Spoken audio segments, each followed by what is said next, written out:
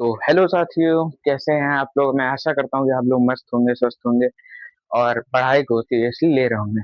तो आज मैं लेकर आया हूँ, लिखा तो है ही। तो आज मैं लेकर आया हूँ आव्यू। बहुत ही ये सरल आसान चैप्टर है। अगर विदेशी भाषा में कहें, मतलब अंग्रेजी में कहें, तो matrices, mat plus rices. Rices मतलब चावल, मैट मतलब दरी वगैरह। तो इसमें समझाने वाला ज्यादा तो कुछ है नहीं, थोड़ा बहुत है। तो चलिए उसे शुरू करते हैं। तो आइए परिभाषा पे ध्यान दे लेते हैं। परिभाषा में वीडियो के नीचे दे दूंगा, ठीक है, तो आप लोग देख लीजिएगा। आव्यू, इस पर मत जाइएगा, इस पे तो हम लोग चर्चा कर रहे हैं। चर्चा हम लोग कर रहे हैं ऑपरेशंस, मतलब आव्यू की संरचनाएं। ऑपरेशन ऑन मैट्रिसेस मतलब आव्यूहों पर संक्रियाएं। तो चलिए हम लोग चर्चा कर लेते हैं परिभाषा की।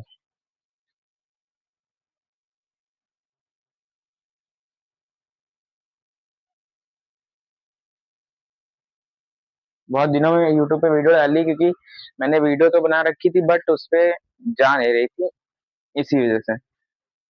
संख्याओं के एक निकाय की आयताकार सारणी। परिभाषा है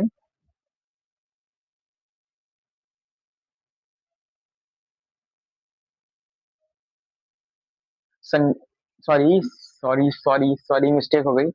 संक्रियाओं नहीं, संख्याओं। संख्याओं के एक निकाय की आयताकार सारणी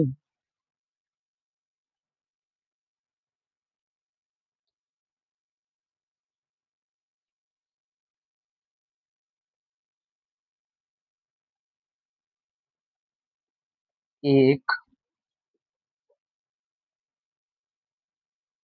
निकाय की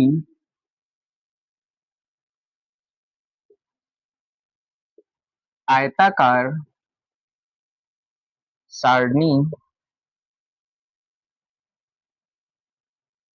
के रूप में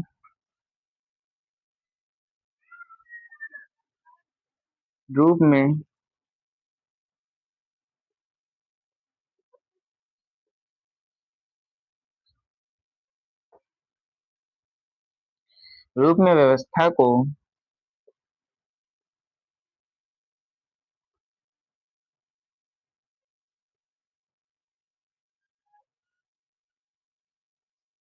व्यवस्था आव्यूह कहलाती है।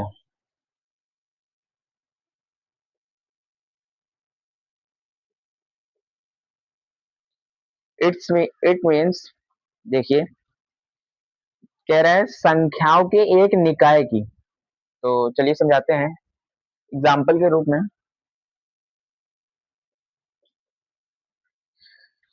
संख्याओं के एक निकाय मतलब कि सिस्टम में, मान लिया कोई संख्याएं हैं, जैसे संख्याएं ना लेके हम एबीसीडी लेके चल रहे हैं तो समझ जाइएगा। जैसे ले लिया ए, ले लिया बी, ले लिया सी, डी, ई, एफ, जी, एच, आई, मतलब कि कुछ भी ले लिया आयताकार। ये देखिए, इसको जब हम लोग बॉक्स में बंद कर देंगे तो एक ये आयत का रूप ले लेगी।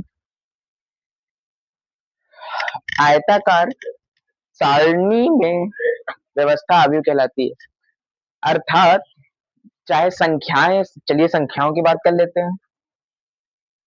संख्या ले लिए 1, 8, 9, 7, 6, 3, 2, 1, 5, मतलब कि कुछ भी ले लिया। दिख रहा होगा आपको। तो संख्याओं के एक निकाय की आयताकार सारणी के रूप में व्यवस्था आव्यूह कहलाती है। तो एक मिनट पूरा, माइक को थोड़ा सेट कर दें। चलिए ठीक है। हाँ, तो हम लोग कहाँ पे थे? हम लोग थे आव्यूह की परिभाषा पे। तो इसको इंग्लिश में कहते हैं a system of numbers arranged in the form of a rectangular रे इज कॉल्ड अ मैट्रिक्स। मतलब इसका वही है, तो लोग कह रहे होते तो इसलिए मैंने बता दी, मतलब कि अंग्रेजी तो मजाक तो नहीं उड़ा रहा हूँ, बट कोई नहीं। सिस्टम ऑफ नंबर्स, मतलब सिस्टम ऑफ नंबर्स,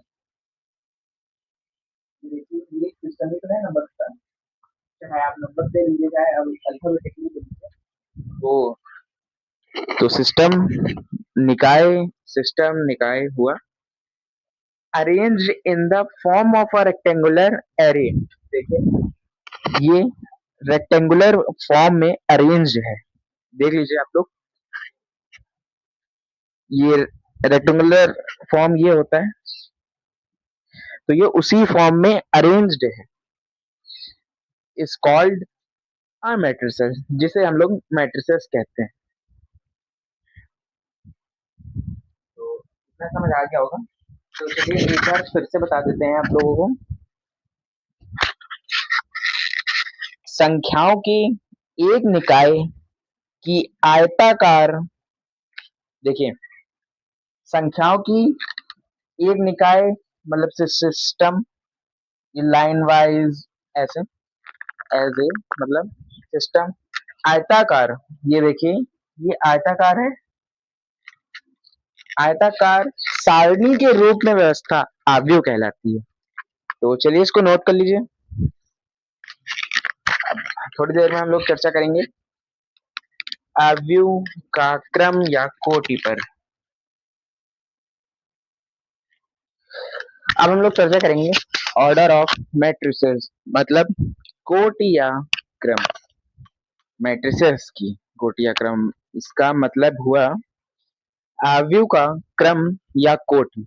तो आव्यूह, जैसा अभी आपको हमने पीछे बताया कि संख्याओं के एक निकाय की आयताकार सारणी के रूप में व्यवस्था आव्यूह कहलाती है।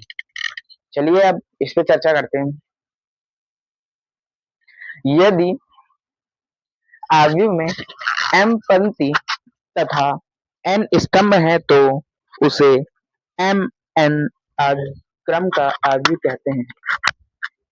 m पंक्ति, पंक्ति मीन्स रो, और n स्तंभ, स्तंभ मतलब कॉलम। तो ये देखिए इसको हम लोग रो कहते हैं, मतलब पंक्ति, और इसको हम लोग कॉलम कहते हैं, मतलब स्तंभ। इसको हम लोग, m का मतलब हुआ रो, एक मिनट चलो,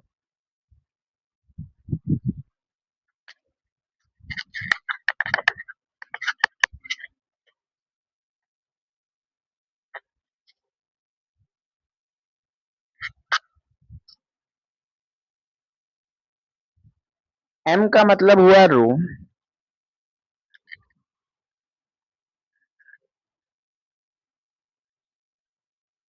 column means n, column means n।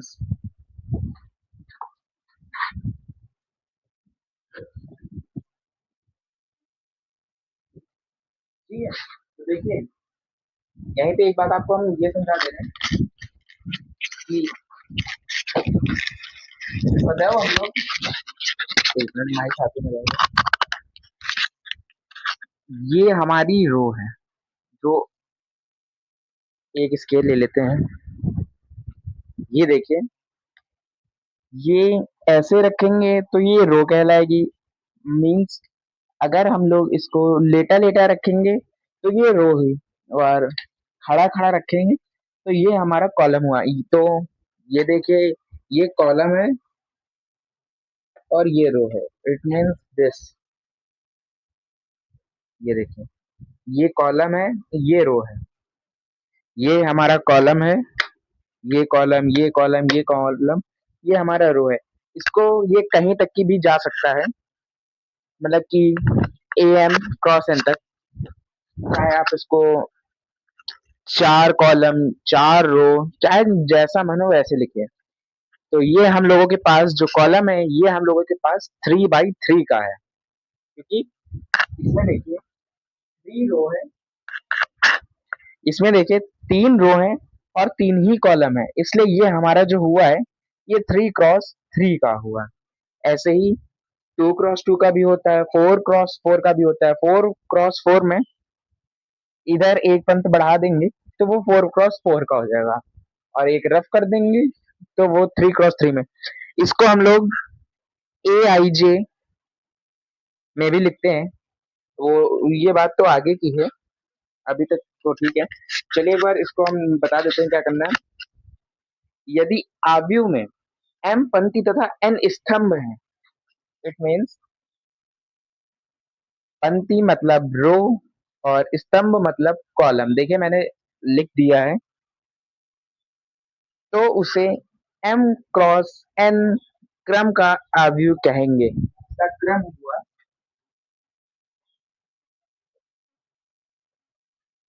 इसका क्रम एम क्रॉस एन हुआ।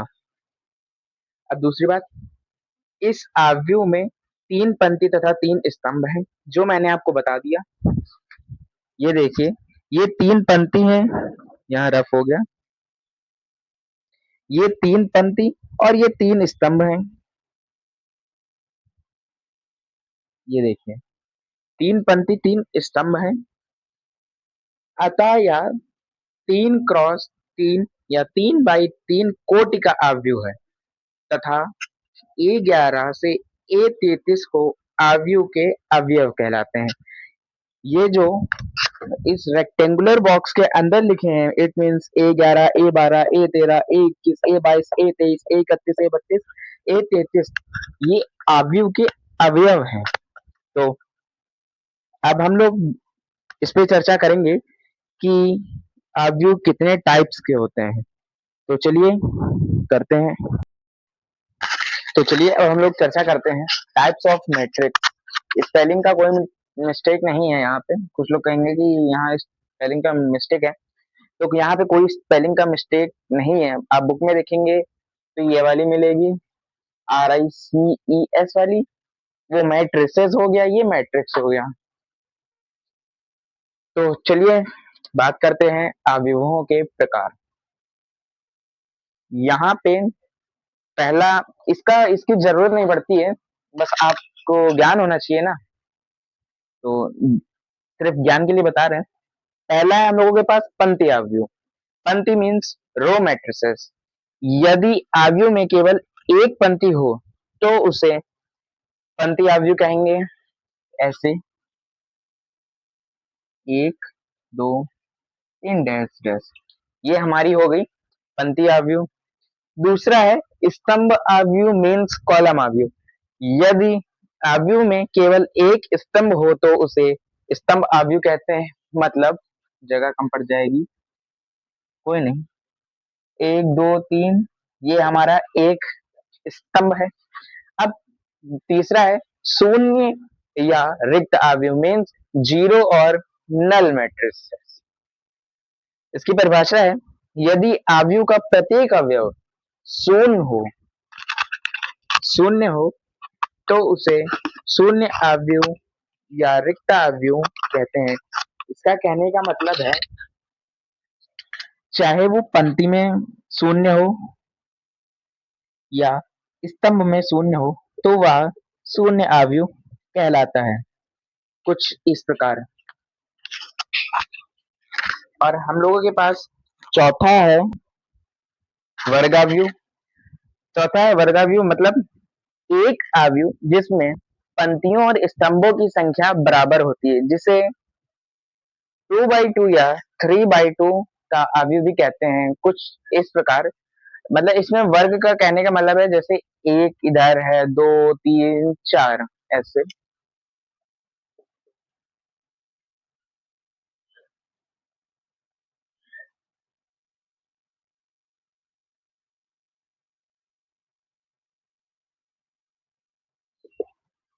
ये देखिए, यहाँ पंक्तियों m और स्तंभों n की संख्या 2 है, इसलिए m=n होगा। ये आप लोग नहीं समझ पाए होंगे, तो इधर समझाते हैं। तो ये देखिए, अगर यहाँ पे 2 4 6 4 6 5 3 2 1। ये हम लोगों के पास 3/3 का अवयव हुआ। ये हम लोगों के पास 2/2 का अवयव हुआ। ये देखिए m n है, ये m है, ये n है, ये दोनों बराबर है। वर्ग अवयव में इसकी चर्चा की गई है। अब हम लोगों के पास पांचवा है विकर्ण अवयव। विकर्ण का मतलब तो आप लोग जानते होंगे।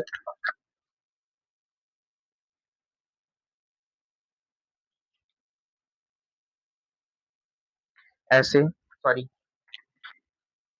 कुछ गलत बन गया।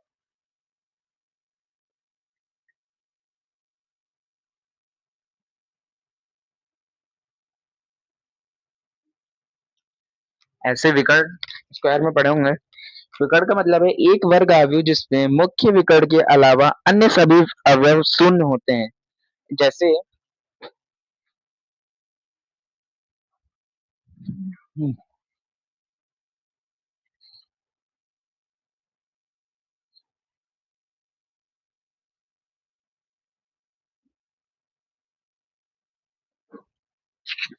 यहाँ पे देखिए मुख्य और विकर्ण को छोड़ के बाकी सब यहाँ पे शून्य है।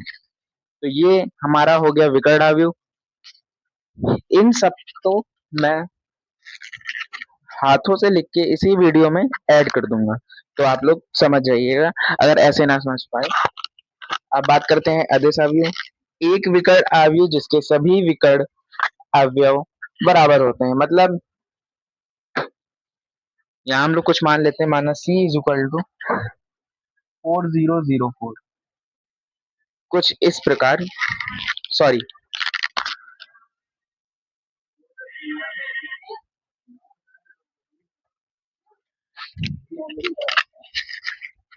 ये हम लोगों के पास अदिश अवयव है। अदिश अवयव कैसे है, यहाँ पर यहाँ विकर्ण के सभी अवयव बराबर है, मतलब 3 है, और गैर विकर्ण अवयव शून्य है। ये हुए अदिश अवयव स्केलर मैट्रिक्स। अब बात करते हैं इकाई या तत्समक अवयव। इसको हम लोग आई से प्रेजेंट करते हैं।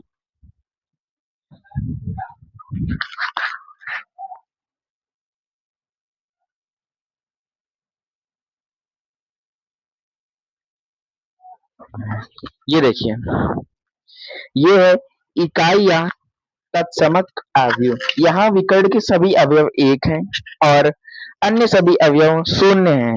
इसे ए आई जे बराबर 1 है। जब आई बराबर जे और ए आई जे इक्वल टू 0 है, तो E I does not equal to J के रूप में परिभाषित किया जाता है। तो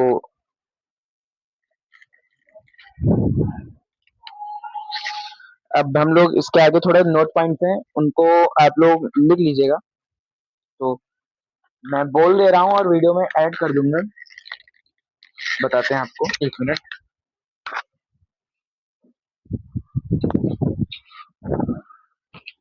नोट पॉइंट ये है, प्रत्येक इकाई अवयव मतलब यूनिट मैट्रिक्स एक विकर्ण अवयव होता है। वो आप देख सकते हैं उदाहरण में कि इधर विकर्ण में 1 1 1 है, इकाई वाले में 1 1 1 है, और बाकी सब शून्य है। और ऐसा ही विकर्ण अवयव में है, विकर्ण देखिए बाकी सब शून्य है, तो ये बराबर हो सकता है। दूसरा है प्रत्येक इकाई अवयव एक अदिश अवयव होता है। हाँ, ये भी बात है, क्योंकि यहाँ पे भी 1 1 है और मतलब कि अदिश संख्याएं हैं। तीसरा पॉइंट है प्रत्येक अदिश अवयव एक विकर्ण अवयव होता है। वो तो बात है, क्योंकि अगर हम लोग इसको कुछ इस प्रकार लिख दें, 1 मिनट। बात हम लोगों ने कहा है कि प्रत्येक अदिश अवयव एक विकर्ण अवयव है। तो देखिए ये हम लोगों के पास विकर्ण अवयव है। अगर हम लोग इसको ऐसे लिख दें 1200, तो देखिए ये इस फॉर्म में आ गया।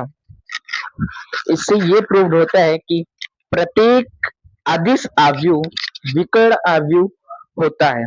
तो चलिए इसको नोट कर लीजिए, बाकी तो मैं वीडियो में तो लगा ही दूंगा। आज वीडियो थोड़ा सा लंबा जाएगा।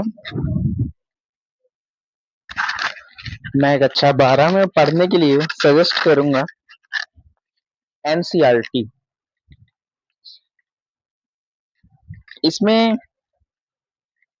वो क्वेश्चंस होते हैं जिनको बोर्ड में आने के चांसेस ज्यादा होते हैं, मतलब कि यही कुछ 80 to 85%। तो इसीलिए आप लोग ज्यादा से ज्यादा एनसीईआरटी, अवतार और केवल एक बार पूरी बालाजी लगाइएगा। तो इससे बहुत से चांसेस हो सकते हैं, बहुत से क्या पूरे पूरे हो सकते हैं। बाकी तो आपको सवाल नहीं रटना है, हम लोगों को सवाल का बेस देखना है और उसका तरीका देखना है कि सवाल कैसे होते हैं। तो आज के लिए बस इतना ही, मिलते हैं आपसे कल। आप हमारी वीडियो को शेयर कीजिए, लाइक कीजिए, कमेंट कीजिए। आज वीडियो ज्यादा लंबी हो जाएगी इस वजह से, बाकी की चर्चाएं कल करते हैं। कल आपको ट्रिक एंड टिप्स बताएंगे कि कैसे जो